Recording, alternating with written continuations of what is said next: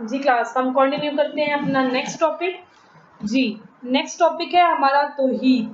توحید کا مفہوم سب سے پہلے آپ کو کلیئر ہونا چاہیے کہ اسلامی عقائد میں سب سے پہلا عقیدہ توحید ہے.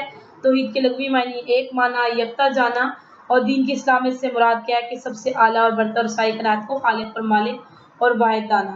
نبی پاک صلی اللہ علیہ وسلم خاتم المرسلین مانا اور انہی لوگوں کی انہی سب سے مل کر توحید کی تبلیغ کی. نبی پاک صلی اللہ علیہ وسلم سے لے کر آدم علیہ السلام سے لے کر نبی پاک صلی اللہ علیہ وسلم تک جتنے بھی پیغمبر آئے ان سب نے مل کر ہی یہی توحید کی تبلیغ دی ہے اور اللہ اور اس کے رسول کے احکامات کے تابع ہونا سکھایا ہے.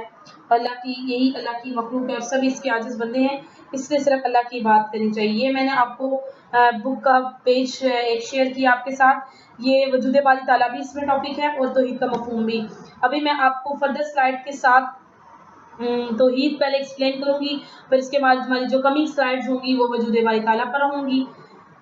پیج آپ کے سامنے ہے، اس کو آپ بیٹے انڈر لائن کرتے چلے جائیے گا. ٹیکسٹ بک تو آپ نے ڈیفینیٹلی اوپن کرنی ہے. جب آپ کو اوپن کریں گے بیٹے تو آپ لوگوں نے یہ توحید کی ڈیفینیشن جو ہمارے پاس فرسٹ 2 لائنز میں ہے اس کو انڈر لائن کر لیے گا. ٹھیک ہے، توحید کا لفظ ٹھیک ہے بہت سے نکلا ہے جس کے معنی ہے اکیلا ہونا. توحید کے معنی کیا ہے؟ ایک ماننا، ایک تسلیم کرنا، اللہ تعالیٰ کی ذات کو واحد یکتا مانا. ٹھیک ہے، توحید فی ذات، توحید فی صفات، توحید فی العبادات، یہ توحید کی اقسام ہے. یہ انشاءاللہ فردر نیکسٹ سلائڈز میں ذکر کریں گے ان کو، ان سے مراد کیا لی جاتی ہے یہ میں آپ کو اچھی طریقے سے بریف کروں گی. پہلے مراد یہ کیا ہے کہ آپ نے کس طریقے سے اس چیز کو لے کے چلنا ہے کہ توحید کا ہماری زندگی میں کیا تعلق ہے اور اللہ تعالیٰ نے ہمیں توحید کا حکم کس طرح سے دیا. جی تو دین کی اصلاح میں اس سے کیا مراد ہوئی کہ سب سے برتر اعلیٰ اور سارے کائنات کے خالق مالک ہستی کے واحد یکتا ایک ہونے پر مکمل یقین اور بھروسہ رکھنا. قرآن مجید میں آتا ہے بیٹے لا تجعل مع اللہ الہا آخر، تو اللہ کے سوا کوئی دوسرا، تو اللہ کے سوا کہ کوئی دوسرا معبود نہ بنا. ٹھیک ہے، ایک آیت میں بیان کیا جاتا ہے کہ بس تو اللہ کی بندگی کر، دین کو اسی کے لیے خالص کرتے ہوئے. یعنی ہم لوگ کو اللہ اور اس کے رسول کے احکامات کو ہی مد نظر رکھتے ہوئے زندگی گزارنی. وہی بات جو ہم نے پچھلے عقائد میں ہی ذکر کی تھی. تو توحید بیسک پوائنٹ کیا ہے؟ یکتا، ایک ماننا، ایک جاننا. ٹھیک ہو گیا. لیسا کمثلہ شیء ان اللہ سمیع علیم ان اللہ علی کل شیء قدیر. ٹھیک ہے کلاس، یہ آیات جو ہیں یہ عقیدہ توحید کو ظاہر کرتی ہیں اور انہی پر ہمارا یقین ہوگا تو ہم عقیدہ توحید کے قائل ہو سکتے ہیں. جی آیت میں آپ کے ساتھ شیئر کروں گی. توحید سے متعلق بیٹا آپ لوگوں کو ہر لیکچر میں کوشش ہوگی کافی آیات کا کروں، لیکن یہ جو آیت تھی ایک تو آسان ہے، اسے میں نے ایک شیئر اس لیے کی ہے کہ بیٹا باقی آیات کے میں آپ کوشش کروں گی ترجمے دوں. یہ آیت ایک آسان ہے، ایک تو بچے آپ لوگوں کو یاد بھی رہے گی، دوسرا یہ کہ آسانی ہو جائے گی اس آیت کو یاد کرنے کی. جی یہ سورہ بقرہ کی آیت نمبر 163 ہے. وَإِلَٰهُكُمْ إِلَٰهٌ وَاحِدٌ لَا إِلَٰهَ إِلَّا الرَّحْمَٰنُ الرَّحِيمُ، اور تمہارا معبود ایک ہی معبود ہے، اس کے سوا کوئی معبود نہیں، وہ رحمان اور رحیم ہے. آیت ٹھیک ہے. جی اب نیکسٹ ہمارے پاس ہے توحید کا مفہوم. جی کلاس توحید کا مفہوم واحد لفظ وحد سے بنا ہے جس کا مادہ واو ہے دال ہے اور توحید کے لغوی معنی ہے ایک ماننا، یکتا جانا. کوئی بات جو میں نے آپ سے پچھلے لیکچر میں ڈسکس کی تھی ورڈنگ سیم وہی ہوگی. بس یہ میں نے آپ کو اٹمپٹیشن بتائی ہے. آپ کے جو بک کا مٹیریل ہے ایز اٹ از آپ وہی یاد کریں گے مجھے, کیونکہ دیکھیے ڈیفینیشن ایسی چیز ہوتی ہے, تعریفیں ایسی چیز ہوتی ہے کہ اس میں آپ خود سے ایک دو ورڈنگ نہیں کر سکتے. اگر آپ سے میں بات کروں گی بیٹا آپ تشریح بیان کریں یا تفصیل دیں تو آپ اس میں خود سے کچھ نہ کچھ لکھ سکتے ہیں, لیکن جب بات ہوتی ہے اصطلاحی مفہوم کی, بات ہوتی ہے اصطلاحی معنی کی, تو وہ آپ نے ایز اٹ از یاد کرنا ہے. اور آپ کی بک میں بہت اچھے طریقے سے دیا گیا ہے. میں آپ کو سلائڈ دینے کا مقصد یہ ہے کہ آپ کو یہ پتہ چل جائے کہ میں نے جو نیکسٹ ٹاپک ہمارا توحید کا مفہوم ہے اس کو ہم نے کس طرح لکھنا ہے. آپ نے یوں ہیڈنگ دینی ہے توحید کا مفہوم, اور یہی اسی طرح اس کا مادہ اور یہ اصطلاحی معنی یکتا جانا ہے.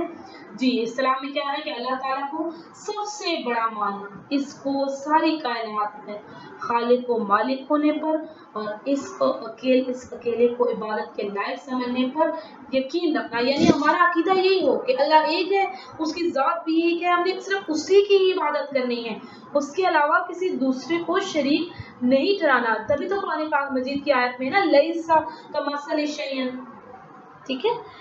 اور ایک اور آیت میں اسی طرح واضح ہوا ہے بیٹا کہ اللہ تعالیٰ تو بس تو اللہ کو ہی پکار, دین کو اسی کے لیے خالص کرتے ہو, اور اگر چاہ کافروں کو برا ہی لگے, ٹھیک ہے, چاہے وہ کوئی آپ کے نان مسلم کتنے بھی آپ پہ زور ڈالیں, لیکن جب ہمارا عقیدہ پختہ ہوگا, ہماری عقائد یقین اللہ تعالیٰ پہ بھروسہ پورا ہوگا, تو ہم اپنے دین کو ہی خالص رکھیں گے اور اسی کو ہی اپنی زندگی میں سب سے آگے یعنی مقدم رکھیں گے.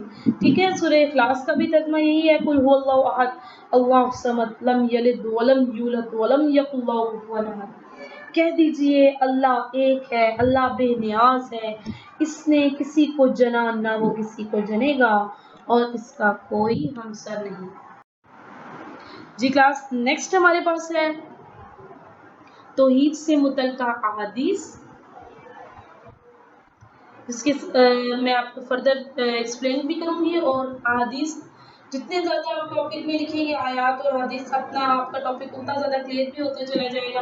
یا میں نے ایک دو حدیث اس لیے آپ سے شیئر کی, ہمارا ٹاپک شارٹ ہے, اس میں اتنی آیات انف ہیں. اگر آپ پھر بھی ایڈ کرنا چاہتے ہیں تو ڈیورنگ لیکچر میں بہت سی آیات حدیث بولتی ہوں, آپ وہ بھی نوٹ ڈاؤن کرنا چاہتے ہیں تو پہلے. جی حدیث میں ہے کہ حضرت عبداللہ بن مسعود نے کہا کہ حضرت عبداللہ بن مسعود نے آپ صلی اللہ علیہ وسلم سے پوچھا کہ سب سے بڑا گناہ اللہ کے نزدیک کون سا ہے. فرمایا کہ تم اللہ کا کہ تم جو ہے اللہ کا شریک ٹھہراؤ, حالانکہ اس لیے تم کو پیدا کیا. سمجھ آئی کہ ہم لوگ سب سے بڑا گناہ کیا ہوتا ہے کہ اللہ نے ہمیں جنا ہے, ٹھیک ہے, سوری اللہ نے ہمیں اس دنیا میں لانے کا سبب کیا ہے, اور ہم بھی اس کے ساتھ کسی دوسرے کو شریک ٹھہرا رہے ہیں. تو سب سے بڑا گناہ حضرت عبداللہ بن مسعود کی میں نے پوچھا تو آپ نے یہ جواب دیا کہ سب سے بڑا گناہ یہ ہے. دوسری حدیث میں نے جو آپ سے شیئر کیا وہ ہے کہ جو اس حالت میں مر گیا کہ اللہ کے ساتھ کسی کو شریک ٹھہراتا ہے وہ آگ میں داخل ہو گیا, اور جو اس حالت میں مر گیا کہ اللہ کے ساتھ کسی کو شریک نہیں ٹھہراتا تھا تو وہ جنت میں داخل ہوگا. ایک حدیث میں آتا ہے کہ یہی اسی طرح ملتی جلتی حدیث ہے کہ اللہ تعالیٰ کے کچھ حقوق بندوں پر عائد ہوتے ہیں اور کچھ حقوق بندوں کے اللہ نے اپنے ذمہ رکھے ہوتے ہیں. اللہ کا حق بندوں پر یہ ہے کہ خالص اسی کی بات کریں اور اسی کے ساتھ کسی کو شریک نہ ٹھہرائیں, اور بندوں کا اللہ پہ کیا ہے کہ وہ جو شخص اللہ کے ساتھ کسی دوسرے کو شریک نہ ٹھہرائے تو اس شخص کو عذاب نہ دیا جائے. نبی پاک سے فرماتے ہیں کہ میرے پاس جبرائیل علیہ السلام آئے اور مجھے یہ خوشخبری سنائی کہ میری امت میں سے اس حالت میں اگر کوئی مر جائے کہ اللہ تعالیٰ کے سوا کسی دوسرے کو شریک نہیں ٹھہراتا تو وہ شخص جنت میں داخل ہوگا.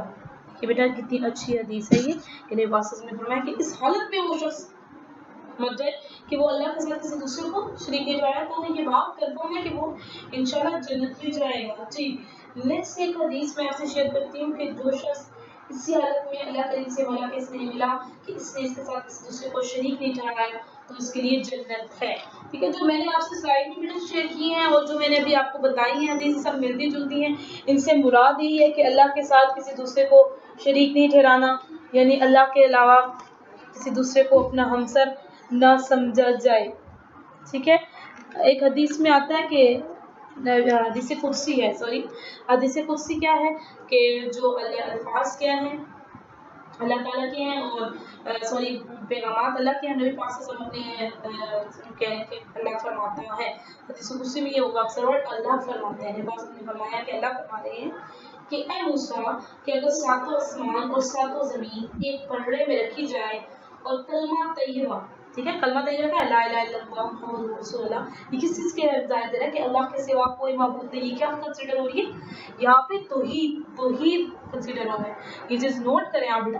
میں اس لیے بتا رہی ہوں آپ کو حدیث کے میرے پاس حضرت موسیٰ کہہ رہے ہیں کہ حدیث قدسی میں کہ اے موسیٰ اگر ساتوں آسمان اور ساتوں زمین ایک پلڑے میں رکھ دی جائے، آسو کے دو پلڑے ہوتے ہیں، ایک پلڑے میں رکھ دی جائے اور کلمہ طیبہ دوسرے پلڑے میں، تو کلمہ طیبہ کا وزن ان سب سے زیادہ ہوگا. ٹھیک ہے. اسی طرح کی بیٹا ایک اور حدیث قدسی ہے کہ لا الہ الا اللہ میرا الہ ہے اور جو میرے قلعے میں داخل ہو گیا وہ میرے عذاب سے بچ گیا. ٹھیک ہے.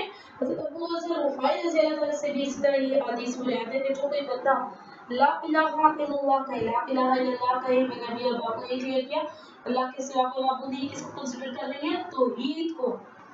لا الہ الا اللہ کہے پھر اس پر اس کو موت آ جائے تو وہ جنت میں ضرور جائے گا.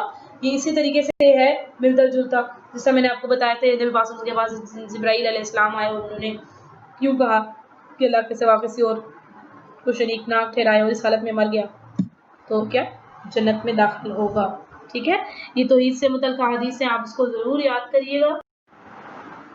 جی وہی نیکسٹ ٹاپک وجود باری تعالیٰ میں نے آپ کے ساتھ ہاف شیئر کیا فرسٹ لیکچر میں، اور یہ نیکسٹ ہے کہ اللہ تعالیٰ نے اپنا نظام مضبوط بنایا ہے، وہ کسی کامل اس کے سوا کچھ نہیں، وہ ہر چیز خود بخود اسی کے اکارڈنگ چل رہی ہے. کہ اللہ میں شبہ جس نے بنایا آسمان زمین کائنات کی گہرائی پر غور کیا گیا ہے کہ وہی اللہ ہے جس نے طاقت ہے آسمان پیدا کیے ہیں. اللہ رحمان کی صنعت میں کوئی فتور نہ دیکھے گا، یعنی کوئی غلطی کوئی کوتاہی ہمیں نظر نہیں آئے گی. تو نگاہ ڈال لے، دیکھ لے، کہیں تجھ کو کوئی خلل نظر آتا ہے پھر نگاہ ڈال کر دیکھ لے، لوٹ آئے گی تیرے پاس تیری نگاہ رد ہو کر تھک کر. یہ بیٹے ہمارے وجود باری تعالیٰ کی ہیڈنگز ہیں. یہ میں انشاءاللہ آپ کو ایکسپلین بھی کروں گی، لیکن اس کے ساتھ ساتھ ایکسپلین کرنے سے پہلے میں آپ کو یہ بتا دوں کہ اس میں آپ نے بیٹے یہ ضرور دھیان رکھنا ہے کہ جو ٹاپکس میں آپ سے ڈسکس کر رہی ہوں وہ آیات اور وہ حدیث ساتھ ساتھ نوٹ ڈاؤن پلیز کریے گا. ہمارے ٹاپک کو اس خاص وقت کے لحاظ سے مختص کر رہی ہوں میں. جی نیکسٹ یہی ہمارے میں نے آپ کے ساتھ نیکسٹ پیج شیئر کیا بک کا. یہ ہمارے وجود باری تعالیٰ کا ہے. نہ آفتاب کی مجال کے چاند کو جا پکڑے، نہ رات دن سے پہلے آ سکتے ہیں، سب ایک دائرے میں تیر رہے ہیں. ہم نے ہر چیز کو ایک خاص اندازے سے پیدا کیا ہے، یعنی ایک خاص نظریے سے پیدا کیا ہے. اللہ کے وجود کو، وجود باری تعالیٰ کو اس میں ہم لوگ ذکر کریں گے بیٹا. دلائل میں آپ کو دوں گی اور وہ دلائل انشاءاللہ میں نیکسٹ لیکچر میں آپ کو سلائڈس کے ساتھ شیئر کروں گی. نمبر 1 2 3 4 کے ساتھ بقاعدہ دلیل نمبر 1 2 3. اس سے آپ کو یہ اندازہ ہو جائے گا کہ دنیاوی لحاظ سے بھی اگزامپل دوں گی اور اللہ کی کاریگری کے حوالے سے بھی اگزامپل دوں گی. اس کو ایکسپلین کرنے کا مقصد میرا یہ کہ آپ کی بک میں جو ہے نا بیٹے اس کو بہت اچھے طریقے سے ہر آیات اور حدیث کا حوالہ اچھے طریقے سے اس وجود باری تعالیٰ کے ٹاپک میں دیا ہوا ہے. اس میں مزید کوئی ایکسپلیشن کی ضرورت نہیں ہے، اس لیے میں نے ایز اٹ از کو پیسٹ کیا آپ کے سامنے شیئر کیا. سوری. تو بیٹا یہ جو ہے وجود باری تعالیٰ کو ایکسپلیشن کیسے دینی ہے، اس کو آپ نے لکھنا کیسے ہے، اس کا سٹارٹ کیسے دینا ہے. وجود باری تعالیٰ کو ایکسپلین میں آپ کو انشاءاللہ نیکسٹ لیکچر میں کروں گی اور اس کو پورا آپ کو ڈیٹیل سے بتاؤں گی کہ اللہ کی کاریگری کے بارے میں ذکر کروں گی اور دنیاوی لحاظ سے گہری کی ایگزامپلز اور جو ساری آیات کی ایگزامپلز وہ ساری انشاءاللہ تعالیٰ ڈیٹیل سے آپ کو بتاؤں گی. اور آپ لوگ میرے ساتھ جو ہیڈنگز آپ سے ڈسکس کر رہی ہوں اس کو غور سے سنیے گا اور آیات کو اسپیشلی پراپر کسی چیز پہ نوٹ ڈاؤن کر لیں. یہ اسی حوالے سے کاریگری کے حوالے سے ہی ہماری آیات بھی آئیں گی. یہ دیکھیں بیٹا ایک مجھے ذہن میں آ رہی ہے کہ جس طرح زمین میں یقین کرنے والوں کی نشانیاں ہیں تو خود تمہارے اندر بھی، تو پھر تم کیا دیکھتے نہیں ہو؟ ٹھیک ہے. یہ دیکھتے نہیں ہو، یہ غور و فکر کی بات ہو رہی ہے. ٹھیک ہے. ہم ذکر کریں گے انشاءاللہ ہر ٹاپک کو بریفلی بتاؤں گی، ڈیٹیل سے بھی بتاؤں گی. کہ اللہ تعالیٰ کی کاریگری کس لحاظ سے ہے، خالق کائنات کے لحاظ سے، آسمان و زمین میں نظام شمسی، سورج چاند ستاروں کے حوالے سے، اور اس کے کائنات پر غور و فکر کے حوالے سے، اور بحیثیت انسان کس چیز کی گواہی دے رہی ہے، ہماری فطرت بھی اس چیز کی گواہی دے رہی ہے کہ اللہ ایک ہے، اس کے سوا کوئی معبود نہیں، کہ اللہ اس کی فطرت کا اتباع کس طرح کرنا ہے، اور جس نے انسانوں کو پیدا کیا ہے، اللہ کی بہت سی نشانیاں، اور خود تمہاری ذات میں بھی بہت سی نشانیاں ہیں، تو کیا تمہیں دکھائی نہیں دیتا؟